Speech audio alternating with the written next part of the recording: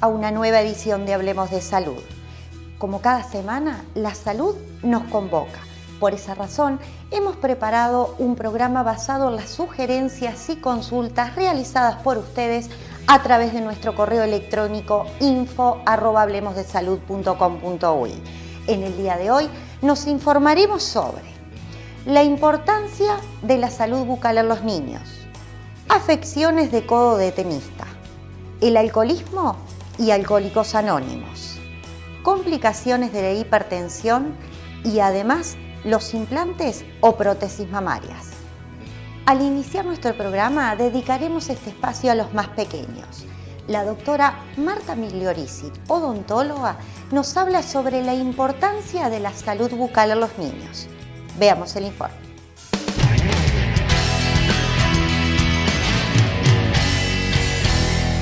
Bienvenida, Marta, a Hablemos de Salud. Muchas gracias. Hoy le dedicaremos este espacio a los niños. ¿Por qué es tan importante la salud bucal en nuestros niños? Bueno, hay un concepto equivocado de que la dentición de los niños, llamada popularmente de leche, que se llaman realmente dientes temporarios, como caen y son reemplazados por los permanentes, no es tan importante mantener el 100% de su salud bucal. Eso está muy equivocado. Hay distintos elementos que van a justificar este pensamiento. Primero, una infección en un órgano dentario, lo cual repercute en el cuerpo del niño, es igual de importante y con consecuencias igualmente graves que en un adulto. El dolor también es similar, o sea, no porque sea un diente de leche va a tener menos dolor.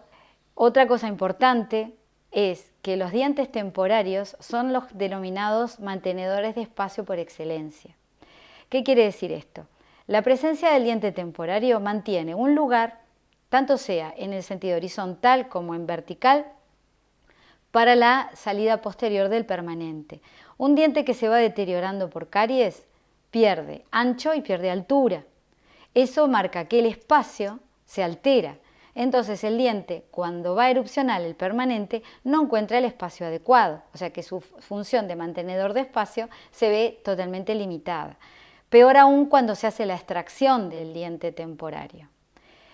La eliminación del diente de leche o temporario provoca que el antagonista, o sea el que está enfrentado en sentido vertical, sobreerupcione e invada el espacio. El diente vecino se inclina.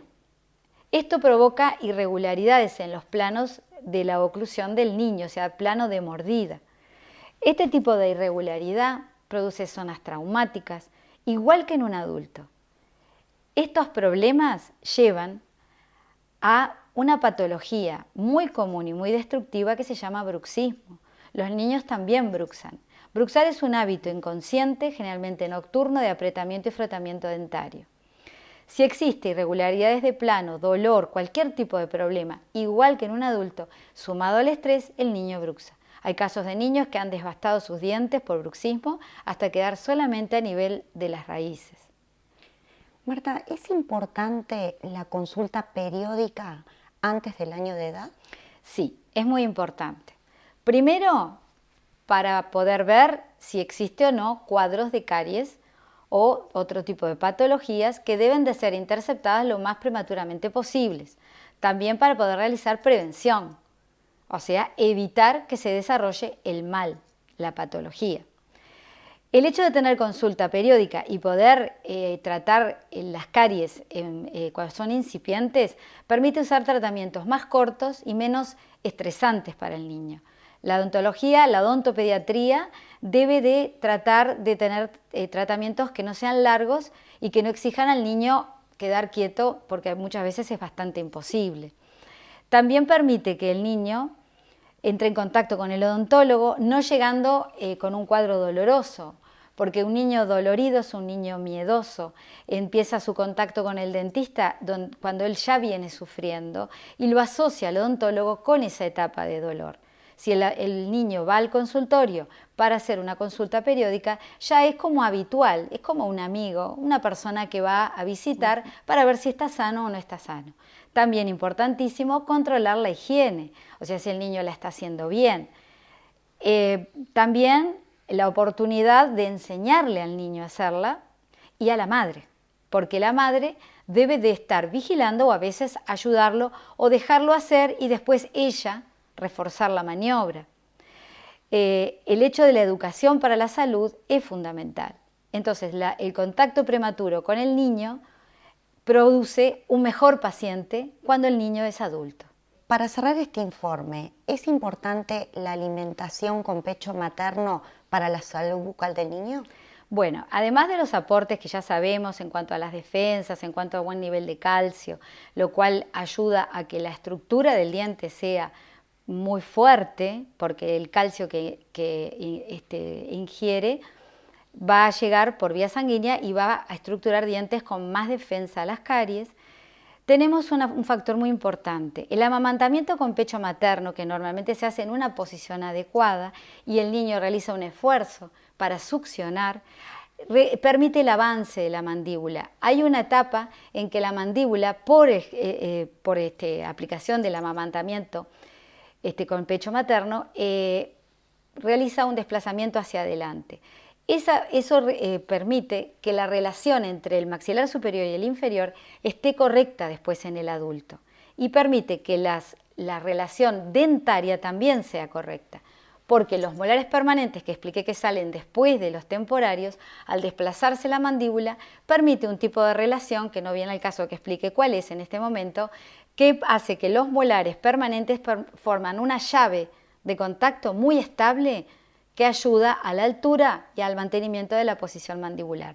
Cuando el niño se alimenta con mamadera, tetinas con agujero grande, posiciones que no son las correctas, facilitación en la alimentación, el niño no trabaja para succionar, entonces no produce el avance. Y a veces la misma presión de la mamadera en el mentón favorece a que la mandíbula quede para atrás. Y son esos perfiles que le dicen perfil de pajarito, que tienen como la mandíbula hundida, entonces no ayuda al correcto desarrollo y posicionamiento de las estructuras óseas. Bueno, Marta, muchísimas gracias y te esperamos la próxima semana. No, por favor, muchas gracias a ustedes. Como ya dije, es un placer encontrarme en este programa.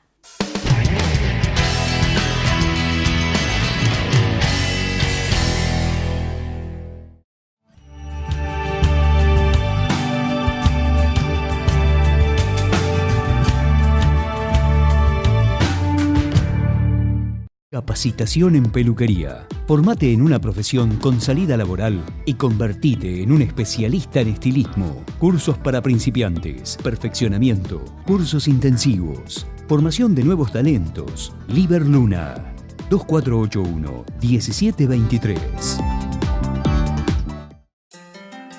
IDECAS, con casi 20 años capacitando a profesionales de la salud, abre sus inscripciones a partir de julio para sus diferentes cursos. Por consultas, comunicarse a idecas@dinet.com.uy o al 2401-1446.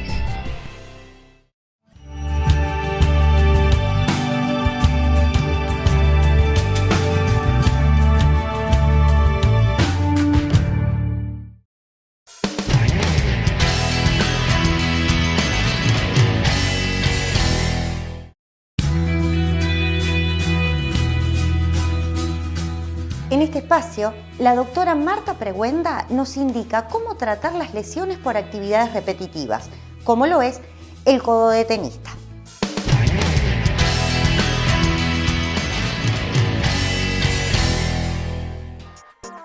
El veneno de las abejas ha sido utilizado por los hombres con múltiples fines terapéuticos. En Apifarma distribuimos exclusivamente el más efectivo medicamento elaborado a partir del veneno de la abeja.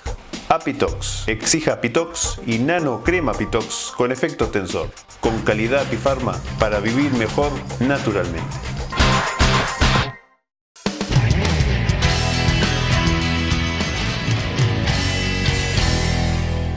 Bienvenida nuevamente, Marta, a nuestro programa. Muchas gracias, Lorena. Como habíamos hablado anteriormente en las otras notas, hablábamos de las lesiones por las actividades repetitivas. En el día de hoy vamos a hablar sobre el codo de tenista, ¿verdad?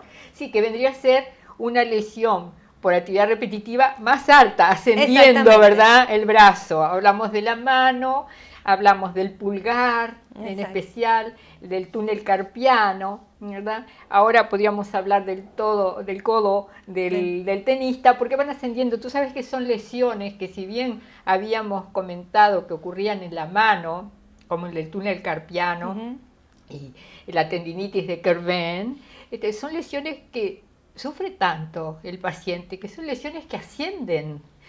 Son lesiones que provocan dolor hacia el codo, incluso al hombro y hasta la columna cervical baja. ¿Te das cuenta la importancia que tienen estas lesiones de partes blandas?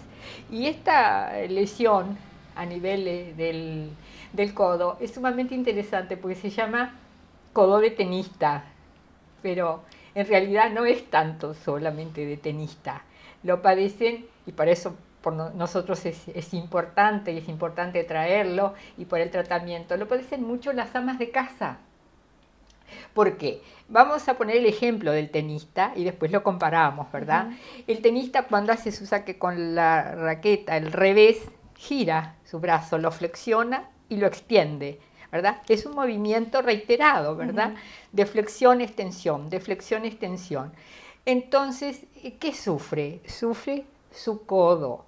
El codo tiene 3 protuberancias que nosotros le llamamos epicóndilo, el olecranon y la tróclea, y por allí hay correderas donde pasan los tendones y también se insertan.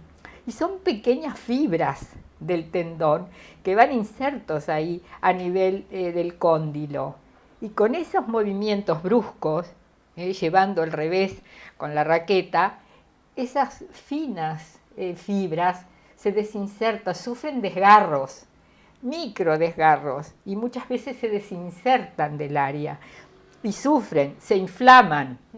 Entonces, naturalmente, el jugador no puede seguir haciendo esos movimientos. Y también ocurre en el ama de casa, porque el ama de casa que saca, por ejemplo, sus utensilios, sus ollas de debajo del fogón y lo lleva a la cocina, también está haciendo este movimiento con su brazo. Entonces también está padeciendo los tendones extensores del brazo que lleva a los dedos de la mano. Por eso te decía yo, el padecimiento es más bien regional. No es solo a nivel del codo, sino que también baja al brazo y también a la mano. Es un sufrimiento importante, pero nosotros tenemos Apitox. Tenemos Apitox para poder recuperar ese codo. Y tú sabes que es tan extraordinario, yo lo pude comprobar en mis pacientes, que la crema de Apitox, con varias sesiones, ¿verdad?, haciendo los masajes cada vez más intensos, más importantes.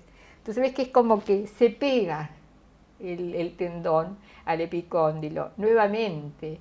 Es eso, como una sensación de pegamiento. Los desgarros dejan, cesan, no hay más desgarros, no hay más pequeñas hemorragias, recuperan su vitalidad el tendón y nuevamente los movimientos van a ser perfectos. En el caso del jugador, bueno, se fortalece el antebrazo, se fortalece con Apitox, también crema en todo el antebrazo, lo mismo para el ama de casa, y con los comprimidos, y nuevamente puede recuperar su función para poder volver a jugar, porque el movimiento es muy violento, ¿verdad? Entonces esas pequeñas fibras tendinosas se desgarran y provocan este famoso codo. Existen otros codos, el codo del golfista y el codo del tirador, es decir, codos de jugadores por juegos, pero a nosotros nos interesan estos donde realmente lo vamos a ver en nuestra sociedad, en el ama de casa, principalmente, por ese movimiento reiterado también, el mismo cuadro del codo de tenista. Y nosotros con Apitow podemos decir que recuperamos los codos. Y yo quiero hacerte una anécdota que me parece que es sumamente valiosa en este caso. Naturalmente, Guillermo Vilas, todo el mundo lo conoce, sí, claro. Gran jugador, campeón argentino, el zurdo sudamericano famoso, que por supuesto el codo de tenista que sufría él era el izquierdo. Él confiesa en todas las notas que hace que él se curó de su codo de tenista con apitoxina. Wow, excelentes resultados. Excelentes resultados, tú lo has dicho. Muchas gracias, Marta, por este informe y nos vemos la próxima semana. Hasta entonces.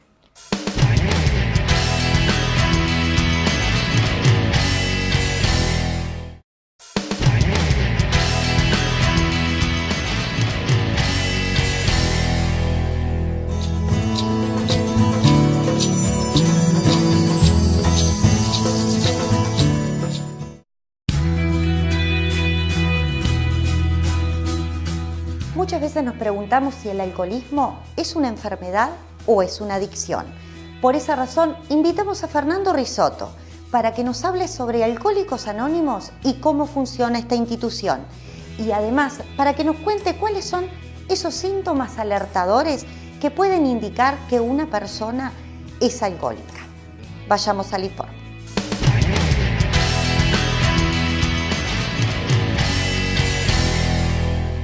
Fernando, bienvenido a Hablemos de Salud. Muchas gracias, un placer estar aquí. Fernando, hoy hablaremos sobre una de las adicciones más prevalentes en nuestro país, como es el alcoholismo. Te pregunto, ¿el alcoholismo es una enfermedad? Sí, sin ninguna duda. El alcoholismo es una enfermedad lenta, progresiva e incurable. Es una enfermedad para toda la vida. Fernando, y según tu perspectiva, ¿qué persona puede ser alcohólica? Bueno, alcohólico es aquel que empieza a tomar y no puede parar.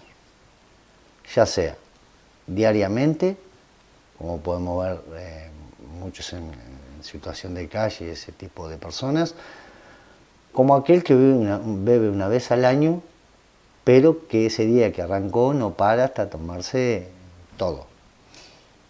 ¿Y el bebedor social? Cuando dicen, por ejemplo, yo tomo solamente cuando salgo, pero realmente sale 2 veces a la semana y siempre termina tomando de más. El bebedor social en realidad es aquel que tiene autocontrol. O sea que, a ver, el que va al boliche de la esquina se toma 2, se va para su casa.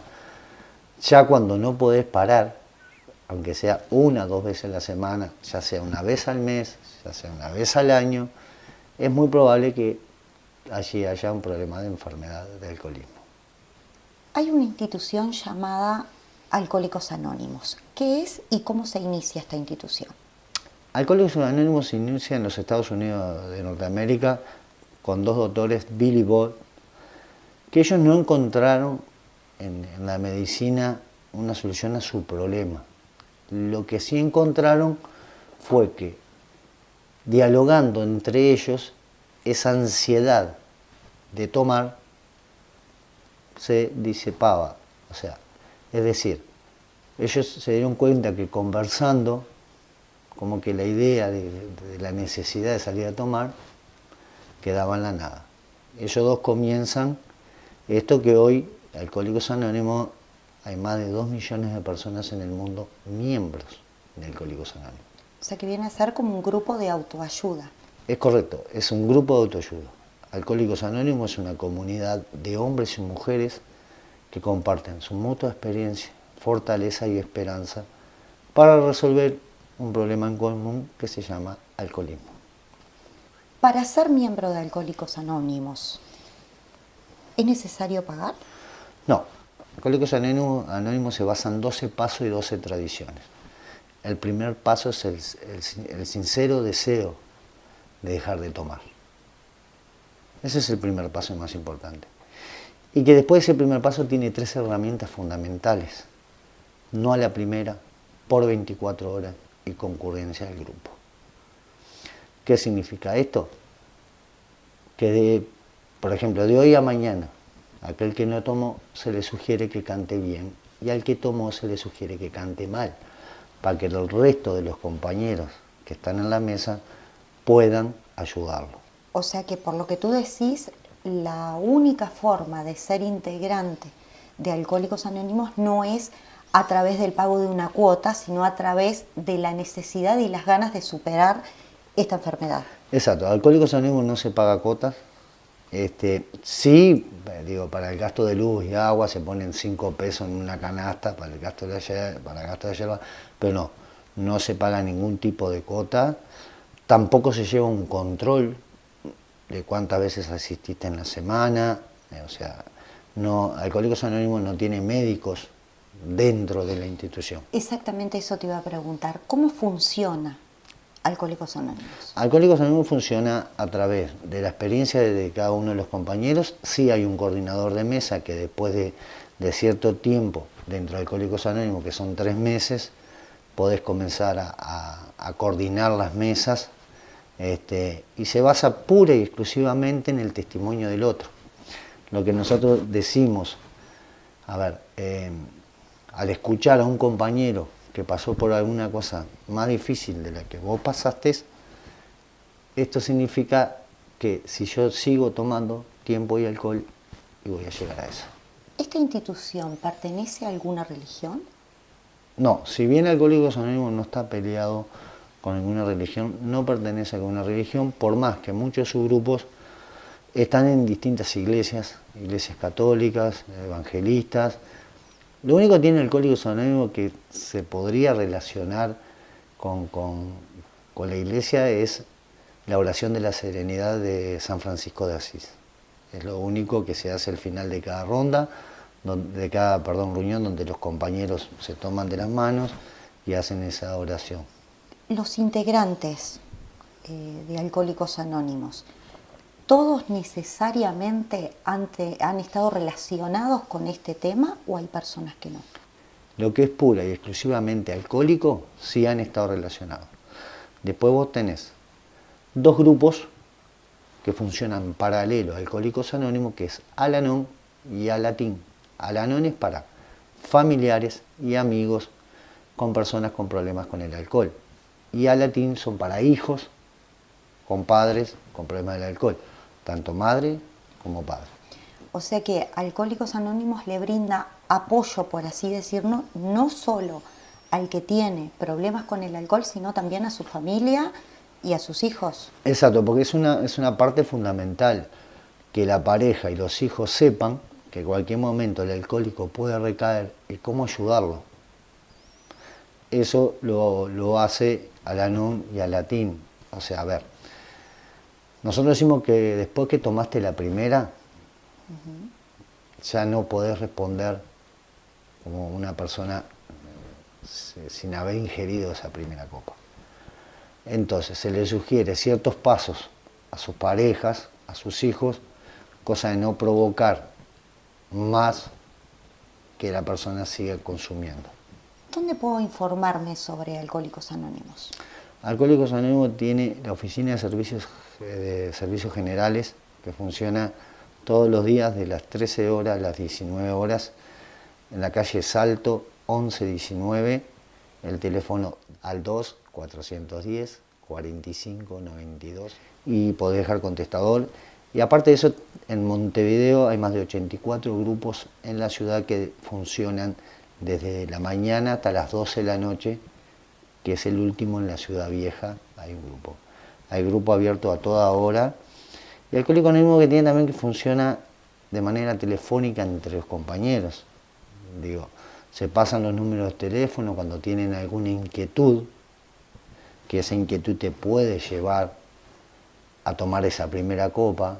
Se llaman entre ellos, tratan de calmar al que está mal y muchas veces se ha logrado. Fernando, para cerrar este informe, ¿qué mensaje podrías darle a los televidentes, a las personas que te están escuchando, si se ven ante un posible caso de alcoholismo, ya sea propio o de un familiar, por ejemplo? Primero que nada, recurrir a la Oficina de Servicios Generales o a cualquiera de los 80 y pico grupos que hay en Montevideo Alcohólicos Anónimos es una institución que brinda ayuda a este tipo de personas con problemáticas de alcoholismo. Las puertas están abiertas siempre para escuchar a los familiares, a los amigos y tratar más que nada de que aquel que está sufriendo y padeciendo esta enfermedad pueda entender que hay un camino. Siempre se piensa en cuánto puedo gastar en un tratamiento, de acá no se paga nada, Alcohólicos Anónimos es totalmente gratuito y funciona. Como le decía al principio, hay más de 2 millones de personas en el mundo que se han salvado gracias a Alcohólicos Anónimos. Hay una idea que me ronda en la cabeza y que acostumbramos a verlos hoy por hoy casi todos los días en las puertas de las instituciones de estudio, ya sea chicos o chicas muy jóvenes, hasta con una caja, por ejemplo, de vino en vez de un refresco. ¿Qué opinión te merece esto? Es un flagelo que va creciendo. Alcohólicos Anónimos, hasta no muchos años atrás, la gente que entraba rondaba de los 20 años hacia arriba. En estos momentos están entrando de 15 y hasta 14 años por problemas con el alcohol. Lamentable porque empieza como una moda y termina siendo una enfermedad incurable, como tú decías. Exacto. Lo que tiene el alcoholismo es que no tiene un porqué. A ver, no puedo decir yo empecé siendo alcohólico por esta situación. Empieza gradualmente. Por eso es una enfermedad lenta, progresiva e incurable. Pero también podemos llegar a prevenirla o tomar las riendas del caso, como tú decís, a través de Alcohólicos Anónimos. Exacto. Para mí, Alcohólicos Anónimos es la vela. La vela, cuando vos te quedaste sin luz, la prendiste. Volvió la luz, la apagaste. Pero la vela está ahí. Y esa vela se puede volver a encender. Porque te peleaste con tu pareja, porque falleció un familiar, porque te quedaste sin laburo. Que son todas excusas. Porque es más fácil levantar un teléfono, ir a un grupo, pedir ayuda, que volver a prender esa vela. Bueno, pero esperemos que realmente aprendan a prender esa vela cada vez que lo necesiten. Y bueno, recordemos, ¿dónde se tiene que comunicar? Al 2-410-4592. Perfecto, muchísimas gracias. Gracias a ti.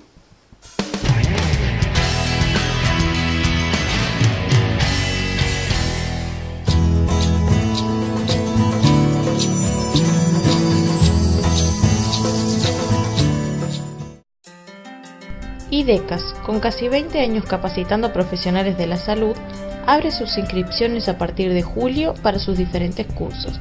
Por consultas, comunicarse a idecas@dinet.com.uy o al 2-401-1446. Óptica Bella Vista. Le brinda asesoramiento profesional con una gran variedad en anteojos de sol, lentes de receta y lentes de contacto. Atención personalizada, calidad y respaldo técnico permanente. Aceptamos todos los créditos y órdenes de BPS. Los esperamos en Agraciada 3028, Óptica Bella Vista. Por consultas al 2-2180.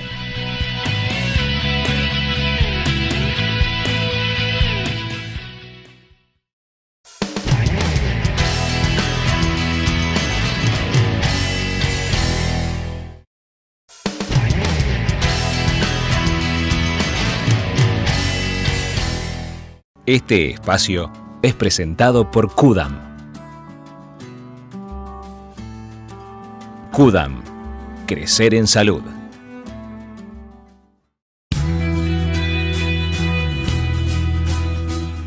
Nuevamente recibimos en nuestro programa al doctor Juan Castillo, en esta ocasión para hablar sobre las complicaciones de la hipertensión. Adelante, Magela, con el informe.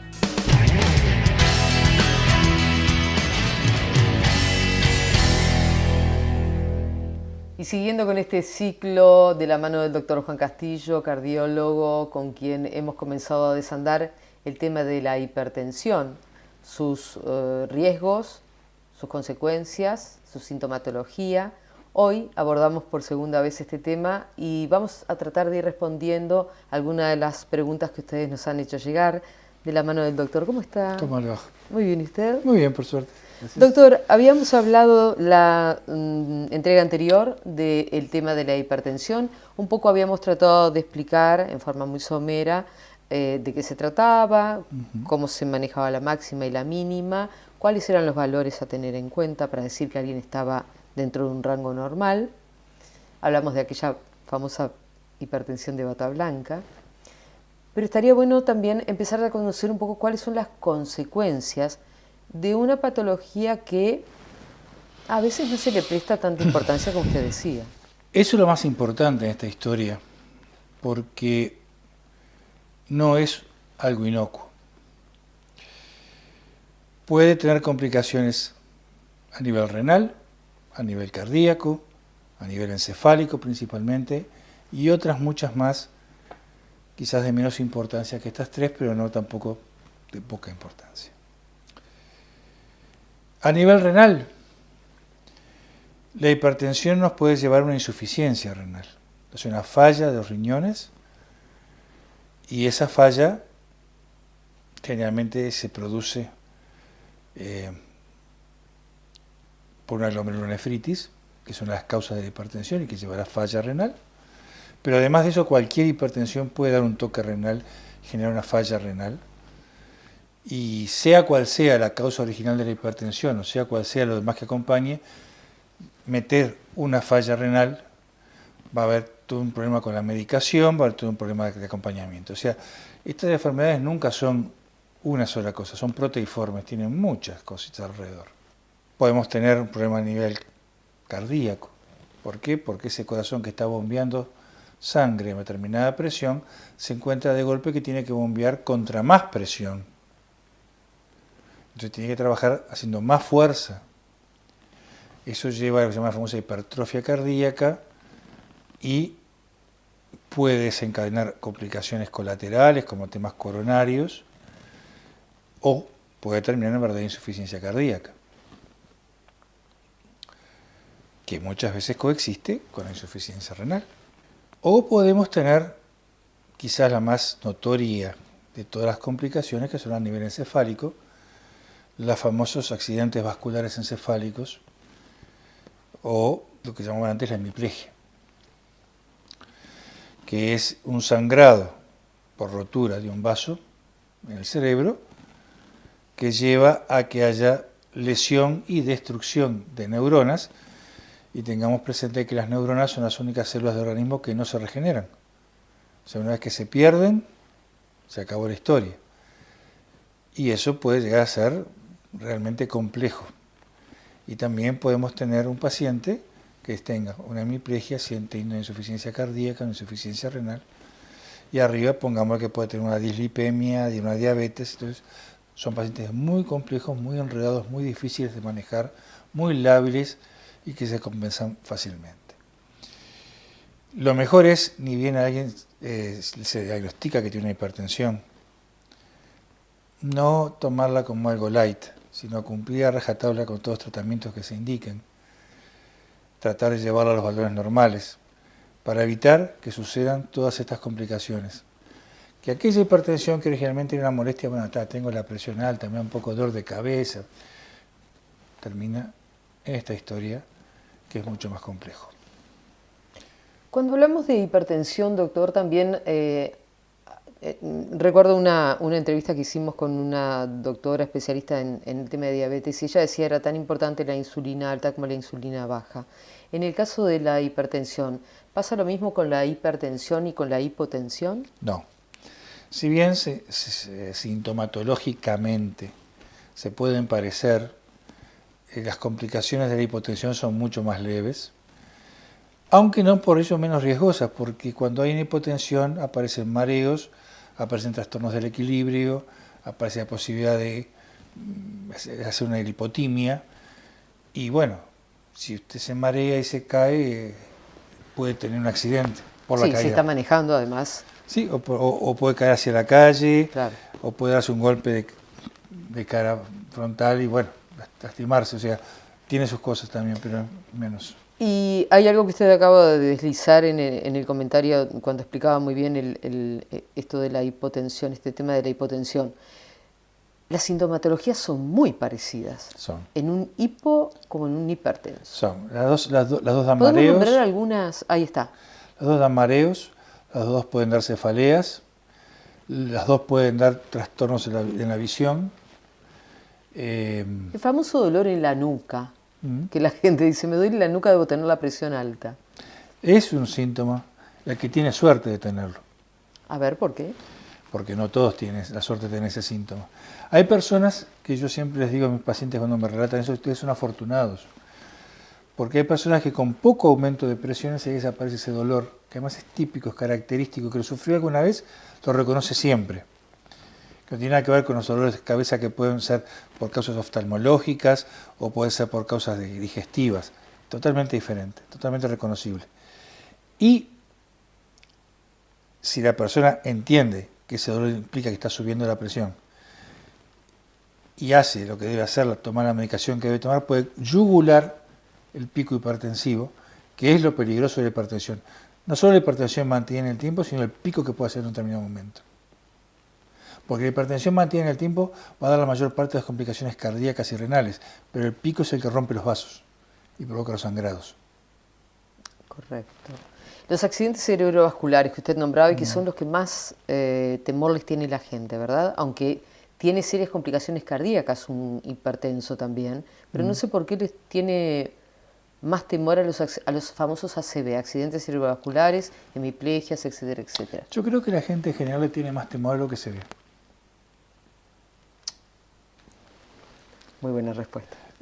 Porque si uno analiza todas las cosas que la gente tiene temor, es a lo que se ve. De repente la gente tiene más temor a una verruga que a un lunar en la espalda cancerígeno. Claro. Entonces, el problema de accidente vascular encefálico se ve, es limitante. Implica la necesidad, según la intensidad del accidente, hasta de contar con una persona que ayude y tiene una recuperación lenta y nunca es completa. Ya tiene todo eso, pero además se ve. Uno lo ve. Uno ve a aquel vecino que andaba muy bien y que tuvo un accidente y ahora viene y le están dando de comer en la boca y se chorrea por acá. Exacto. A uno le entra ese miedo. De repente al otro que se murió de un infarto no le da la dimensión, porque no está más, no lo ve más. Sí, esa pérdida de la imagen frente al otro, ¿no? Sí, no, además ver lo que le pasa al otro.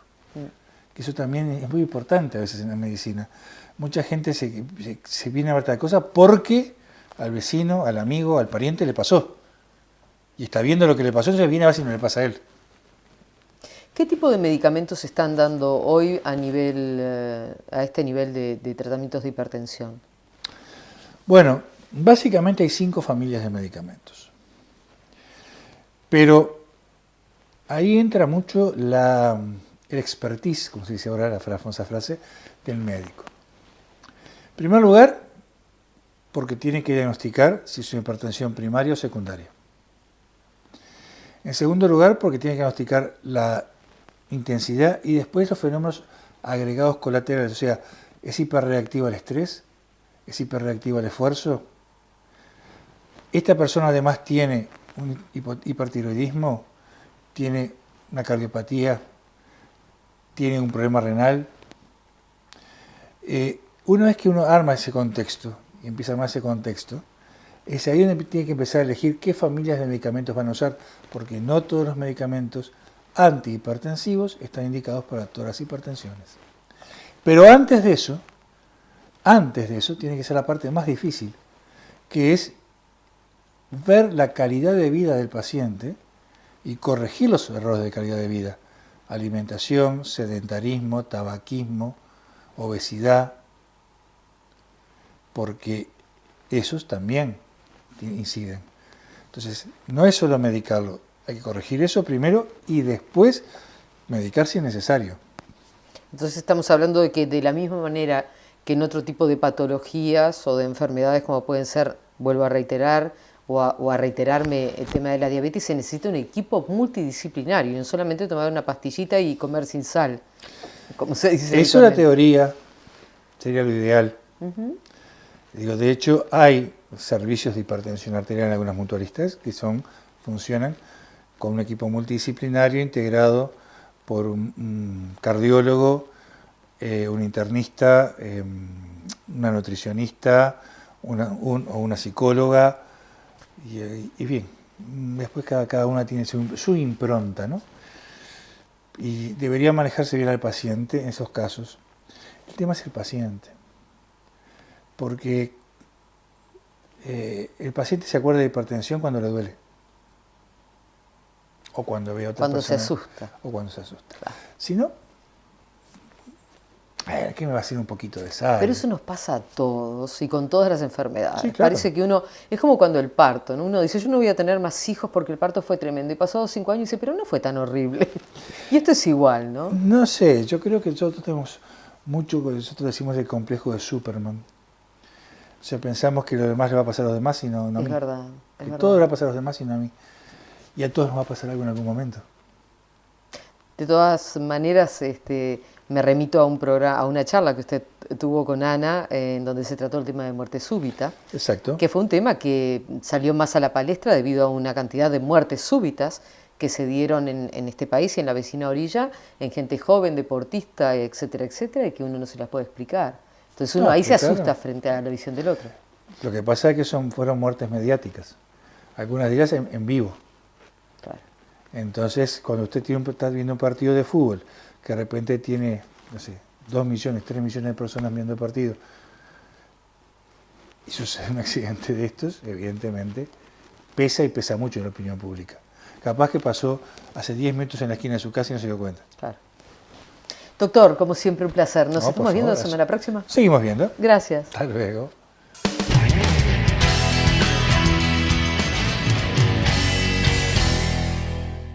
Este espacio fue presentado por Kudam. Kudam. Crecer en salud. Todo para el hogar lo encontrás en Concept Design.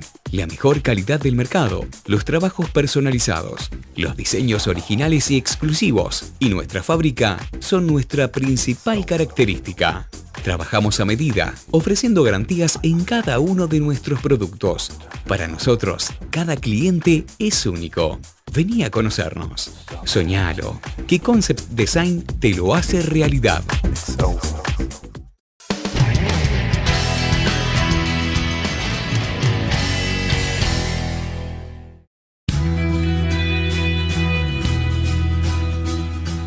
Los implantes o las prótesis mamarias, ya sean en cirugías reconstructivas o de aumento de mamas, son un tema constante de conversación en la población femenina y por supuesto también de preocupación. Por esa razón, nuevamente invitamos al doctor Jorge Curbelo, cirujano, para que nos informe sobre todo lo que deberíamos saber sobre este tipo de cirugía y cuáles serían los implantes adecuados.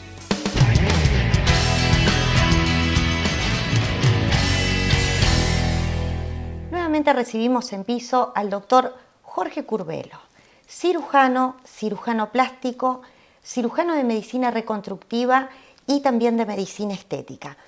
¿Cómo le va, doctor Curbelo? Muchas gracias, Ana María, por invitarme una vez más a tu programa.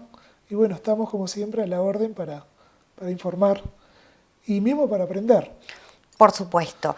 Doctor Curbelo, la semana pasada hablábamos sobre la mastectomía, una de las cirugías que tanto miedo le tenemos nosotros las mujeres y que tanto nos afectan, tanto el aspecto físico como también el psicológico. A mí me gustaría que hoy pudiéramos tratar el tema sobre implantes mamarios. ¿Qué son? Bueno, los implantes mamarios son dispositivos confeccionados en silicona médica 100%, para reconstruir el contenido, el volumen, por ejemplo, de una mama perdida, o en cirugía plástica estética para la parte de dar volumen mamario frente a una hipomastia o una amastia, es decir, a alguien que tiene poco desarrollo mamario. También este tipo de cirugías es no solo para aumentar las mamas, sino que también para corregir a aquellas mujeres que de repente tenemos una mama más grande que la otra y que tantos problemas nos causan. Sí, o sea, lógico, o sea, por un lado es el tema, te estarás refiriendo a las asimetrías mamarias. Ahí está. O sea, porque alguien, o sea, puede nacer, por ejemplo, con el síndrome de Poland, que es una amastia o un hipodesarrollo de un sector de una de las mamas, es decir, nace con poco desarrollo mamario. Eso es un caso. Después está lo que hablamos la semana pasada, o sea, los aspectos de la reconstrucción mamaria con prótesis de silicona, que era una de las opciones de reconstrucción mamaria. Y el gran boom, o por lo que más se conoce, es en la parte de cirugía plástica estética, o sea, el embellecimiento mamario. Y el aumento de las mamas. Exactamente, a través del aumento con prótesis de silicona 100% médico. Es algo que a mí me gusta personalmente siempre señalarlo. O sea, sí, porque está prohibido y lamentablemente las tengo y los tengo a pacientes que se autoflagelan realmente, o sea, inyectándose silicona. Las prótesis de silicona son 100% productos médicos. Eso hay que tenerlo en cuenta.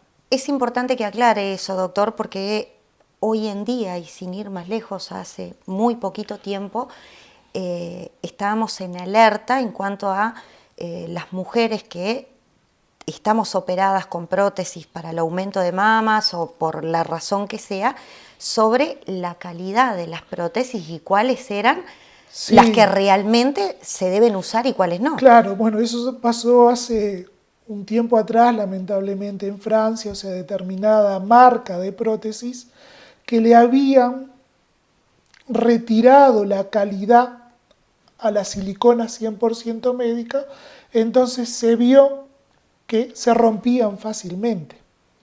Usted sabe que cuando se hacen estos dispositivos en las fábricas, las prótesis de silicona, le colocan un pistón de 300 a 500 kilos. Lógicamente, la que estalla se retira y la que se... ¿Qué quiero transmitir con esto? Es muy difícil que una prótesis de silicona con gel de silicona, también 100% médica, llegue a romperse. Lógico, estoy hablando de... lógicamente, si recibe un traumatismo abierto, una herida de bala, algo punzante, el dispositivo se rompe, pero ni la mano, ni lo que se decía anteriormente, o sea, una cabina despresurizada, o sea, no existe, o sea, es muy difícil que se rompa realmente cuando la prótesis de silicona es 100% médica. ¿Y referente a que si producen cáncer o no?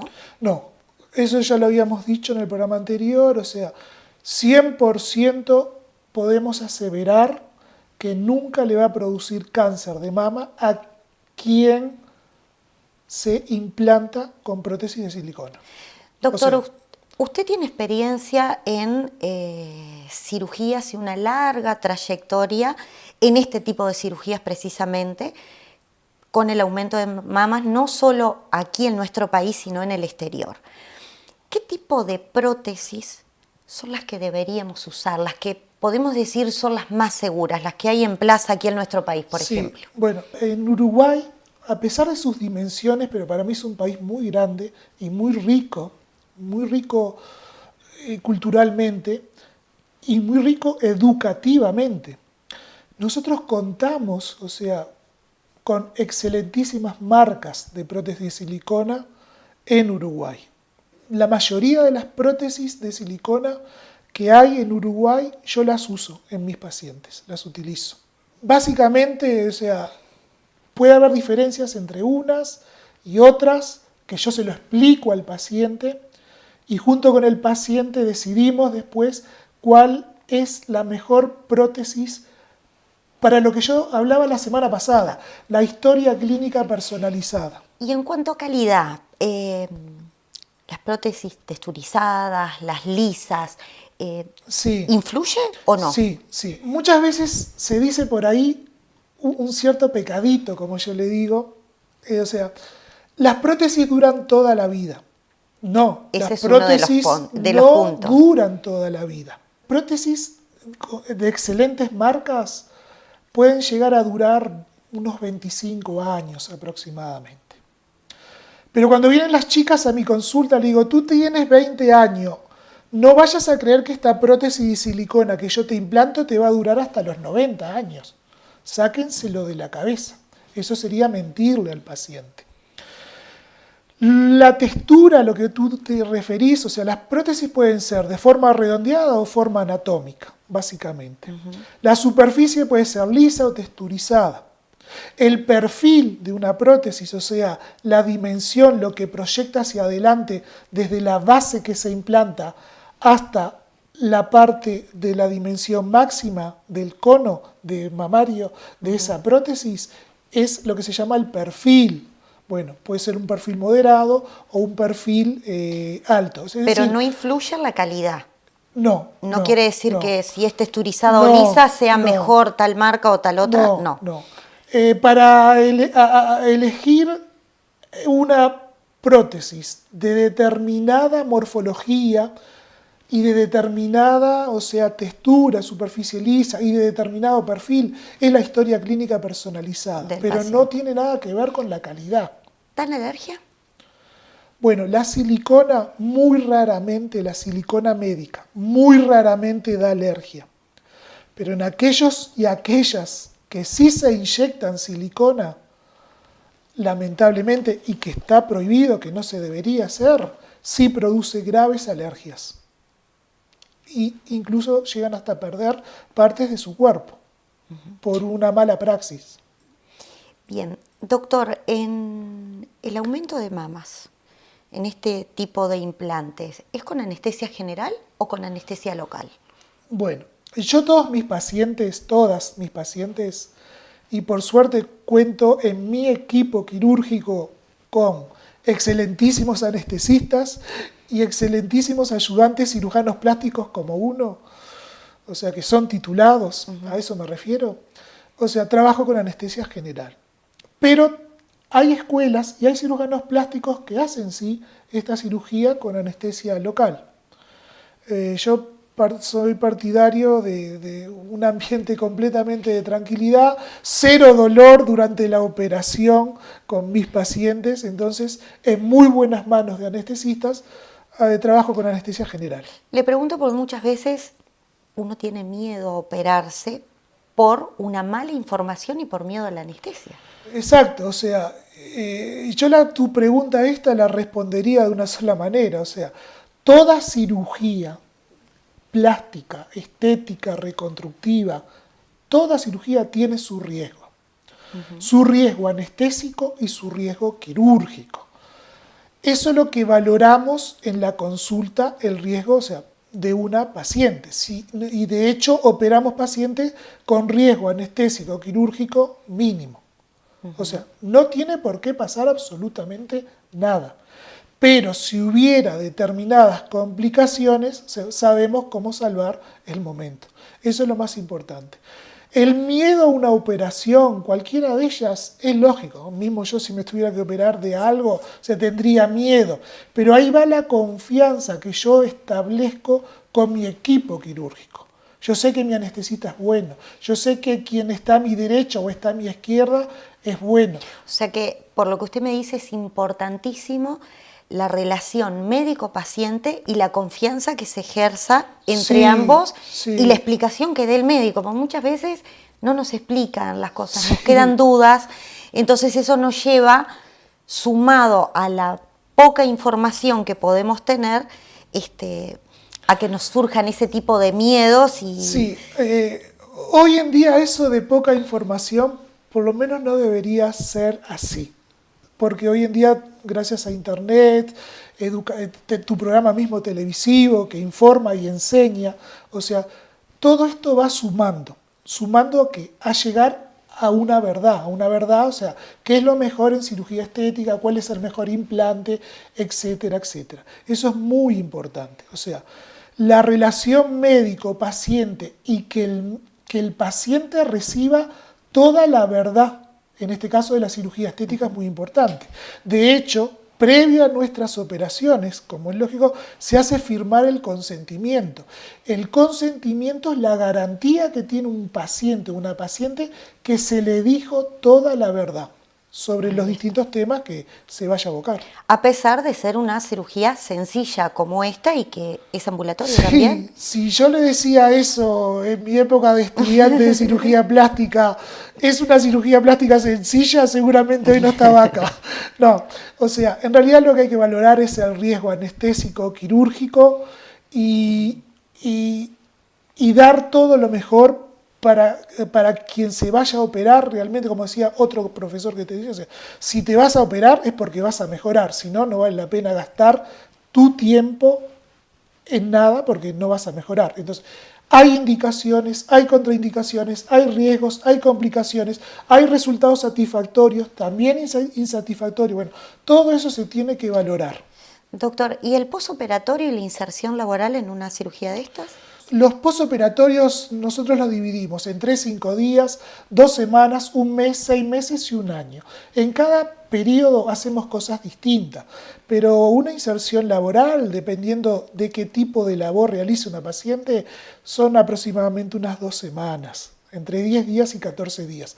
No puede hacer ejercicios intensos por 1 mes. Porque a esta prótesis de silicona, que aguanta unos 300 kilos de peso, no se rompe, pero las heridas sí se abren. Y es uno de los peligros que hay que tener cuidado durante todo 1 mes. Perfecto, bueno, muchísimas gracias, doctor, y lo esperamos la semana próxima. Por favor, gracias a ti como siempre. Y de esta manera hemos llegado al final de nuestro programa. Antes de irme, les quiero informar que la Escuela de Enfermería IDECAS, con casi 20 años preparando a profesionales de la salud, abre inscripciones en julio y agosto para sus diferentes cursos. Por consultas e inscripciones, comunicarse a idecas@adinet.com.uy o al teléfono 2401-1446. También quiero agradecer a Liberluna, que cuida mi cabello para mantenerlo siempre sano y saludable. Y por supuesto a los médicos invitados y a mis compañeros por su colaboración. Recuerde, su salud es lo más importante. Su cita aquí. Los esperamos la próxima semana y hablemos de salud.